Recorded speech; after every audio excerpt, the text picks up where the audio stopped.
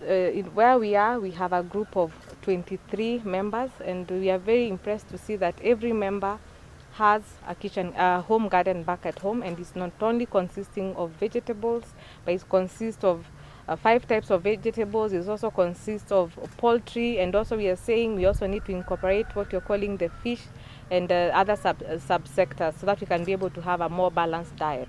So I must really commend these initiatives, and also commend the county government for also being able to support the farmers further to be able to realize this.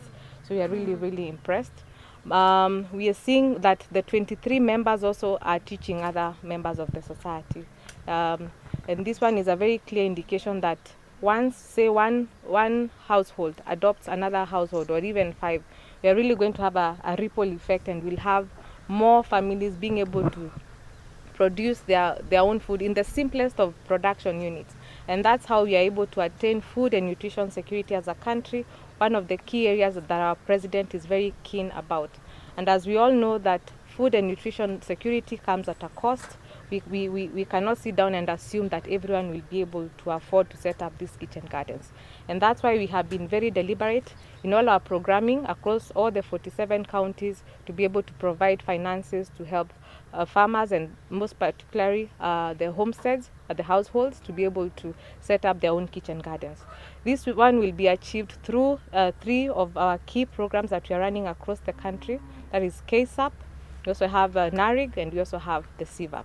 CVAP is one of the programs that we are implementing in Makueni, and these farmers are beneficiary of the program that we're calling CVAP. The target was 1 million home gardens, but I'm seeing us surpassing this 1 million home gardens because the uptake has been really, really impressive. More families want to come on board. And what we are saying is we will be giving through different programs depending on how they are designed. Like for NARI, we'll be giving grants across the country. KSAP the same. For CVAP, how we've designed it, we'll be giving seedlings and also some drying units so that our farmers can be able to preserve the vegetables. And then also we'll be giving sheet nets. So the programs are different in terms of design, but all of them are addressing the same thing. We also have a program that will also be mainstreaming the issue of fish eating. It is one thing also to produce, but also we also need to develop a culture where we also consume what we produce as well. So also during great challenges also lies great opportunities, and we are very happy to see the youth coming forth and being able to tap where the challenges are, and be able to tap into the existing opportunity, and mostly be able to offer a boost to the sector, because we all know that the innovation and their education is what the sector needs. And because the youth, the government has given you a platform where you're also able to tap into the resources that are there, the technologies that are there, also the extension that is there. We want to urge you to take maximum advantage of the platform given by the government, and be able to create livelihoods for yourself and even for your communities, and also be able to help the agriculture sector perform even better.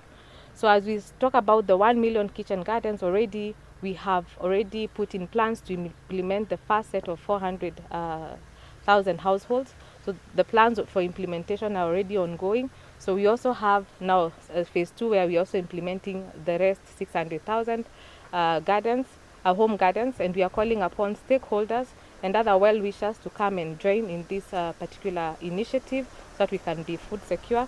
And also, as we close, our children are at home, so we want to encourage our families, our homesteads, to be able to, once you see your children, our children, have an interest in seeing how food is grown, encourage them, because that is very deliberate, so that we can be able to introduce our children to food production technologies at the simplest of ways, so that they can be food secure in future. So mine is really to commend the good job being done by the farmers, and commit that as government we are going to support you even further, so that you can now move from this level and fully commercialize, because our greatest joy is to see that our farmers are able to bounce back even beyond this particular period. So thank you so much.